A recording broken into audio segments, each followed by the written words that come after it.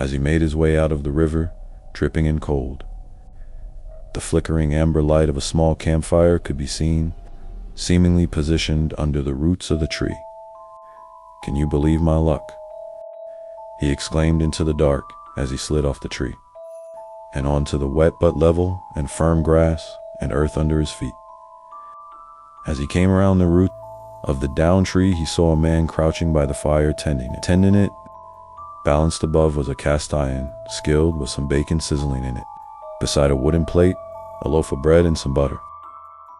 His mouth immediately began to water from the smell, but his eyes were transfixed on the hands holding the skillet. They were wrong, too long.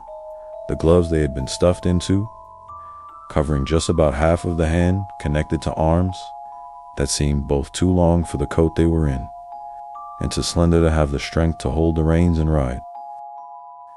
His hunger and cold overruled his sense of preservation now, and he stepped into the light from the fire.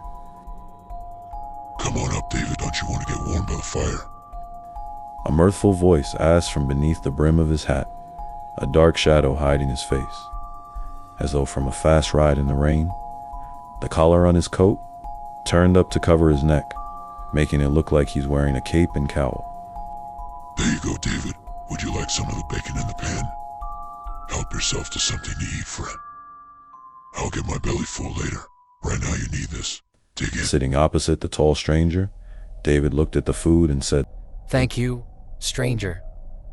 I've had a rough night, and it is good luck to have found you tonight after what's happened." flipping the frying bacon with a knife. The voice under the hat laughed that mirthful laugh, like an old prospector that knew he had a winning hand on the table.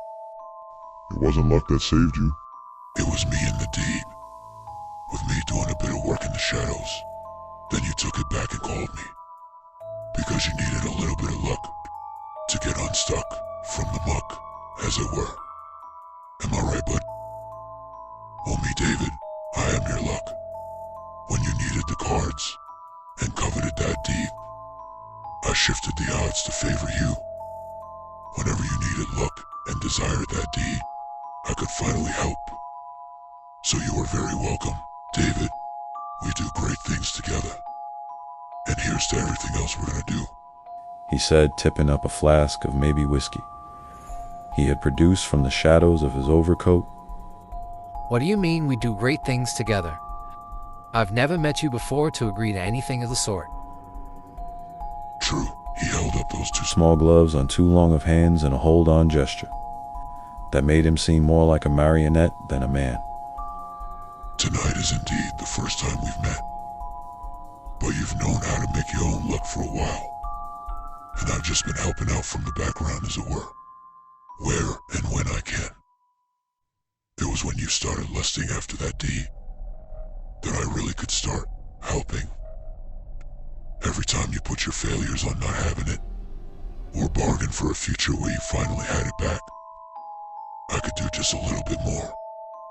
But tonight you did something that gave me the power to help you even more. What did I do? I escaped a tragedy. I survived a horrible thing. And for all I know, I am the only one who survived. He spat back.